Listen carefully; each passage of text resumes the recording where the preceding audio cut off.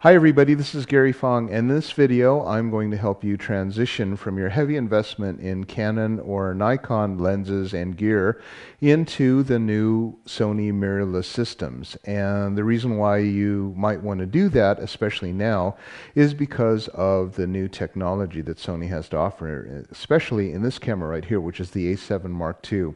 The A7 Mark II has a five-way image stabilization in body, which means that it's kind of like a gyro and it'll hold everything still.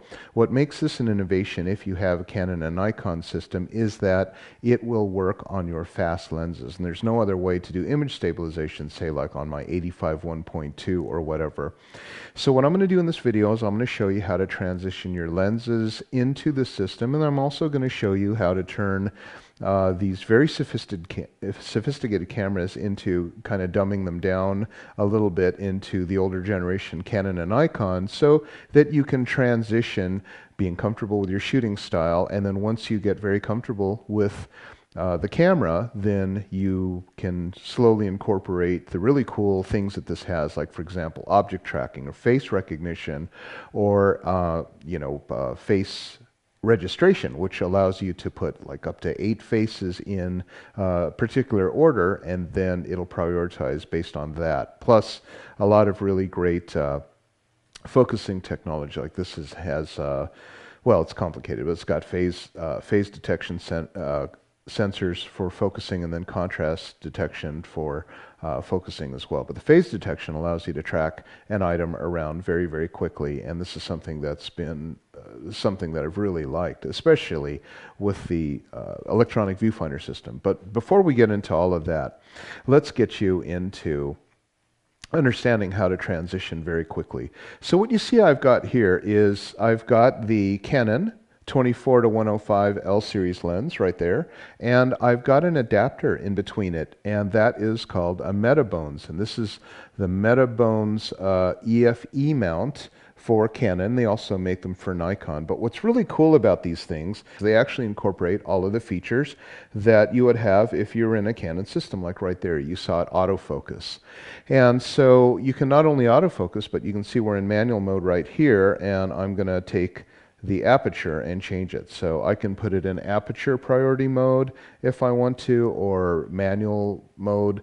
Anyway, I've got full control of the aperture and the focus, so it basically brings the camera into full functionality. Now, if you already are very, very comfortable with the buttons and everything like that on your system, and you're in the middle of a busy season, you don't have time to learn a camera, I'm going to teach you how to turn this into what I call Canon or Nikon mode. And Nikon's a little bit different, but I'm going to teach you how to turn it into a Canon. So basically what happens with Canons, like on my EOS 5D Mark II, there are a number of autofocus points, and those are, I think there's 19 or 9, or I don't know how many, but there's autofocus spot, and I can move it around the screen until I find the contrast point that I want to prioritize, like the eyeballs or something like that, or I might crop and refocus, and that's something that I had to do with the optical systems because they don't have the ability to track and to register faces and all the other things that you can do with on-sensor focusing. So let me show you how to turn this into kind of like a joystick mode. And that's one cool thing about these cameras. You can completely customize them. It's got 1, 2, 3, 4 custom buttons that you can tell them to do anything that you want. I'll show you how that happens. And you can also override, like, you know, the wheel or the center button or any of these other buttons that are already labeled for other purposes. So let me show you how that's done. So let's go to Menu. And we're going to go to the gear wheel to number 6 and custom key settings. When we go to custom key settings, I'm going to do the down button right here, and I'm going to put that on focus settings. Now, I can choose the down button to do many, many, many, many things like ISO, creative style, picture profile, smile face detection, or soft skin effect. These are all features that are native but hidden inside the Sony cameras. Down button would be focus settings. Okay, and once we do that, When I press the down button, it will activate this little guy, and then I can do what you're normally used to with your Canon system, is move your focus spot around so that you can grab the thing that you're looking for. But what's also cool about this is it now has the ability to change the size of your focus area. So for example, this is called flexible spot, and then I can change it to medium or large. When I go to large, now you see that I've got a really big spot. So this is something, if you're going to do more coarse focusing or something like that, maybe that's something that you might want.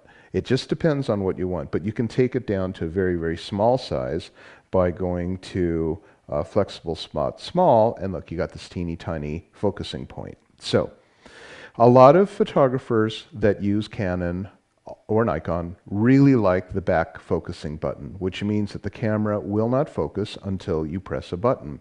There's a button on the Canon that's got a little star, and they use that for back focusing, but I've got a button ergonomically that's around the same spot, which is what I'll call the AF/MF button. It's got a little toggle switch on it. I'm going to customize that for Canon-like behavior. So we'll go over to the menu and custom key settings again, and then I'm going to find the AF/MF button, which is right there, and I'm going to choose autofocus on. Now again, on any of these, they've got many, many things that you can choose, especially this one, eye autofocus. Eye autofocus is pretty cool.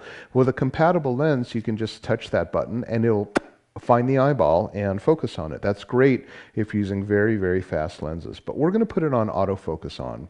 So what happens now is when I press the back button, this becomes a back focus button. So you're going to have the same functionality that you did when you transition over. So that's kind of cool. You can take your Canon lenses, put them on here, program all the custom wheels so that it behaves like your Canon.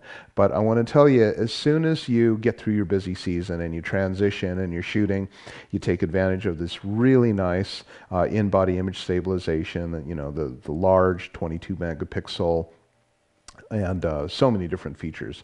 Once you start to really enjoy that, then start to let the camera teach you what it's capable of doing, like eye autofocus, like face registration, or like object tracking. It's very, very high speed autofocus that I first saw native in the Sony a6000. So that's basically how that works, and you can do the same thing with Nikon. Just get a Metabones adapter for the Nikon, and then look at the little buttons and then customize it so that it behaves like you would like.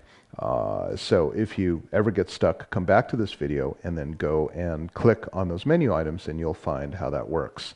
Speaking of coming back to this video, so as you know, subscribe to this YouTube channel, but also, because you'll see here we've got hundreds of videos, but I've also got premium linked videos that'll teach you specifically on many different cameras how to customize them and how to maximize the power of your camera. This is especially important for Sony cameras because they've got so many features that the engineers put in, but there's not enough buttons to activate them. So that's why they gave you customization, but then you have to learn how those different features work and then learn how to shoot with them. And that's what I help you do in my premium channel. Okay, so thanks for watching, and remember to subscribe.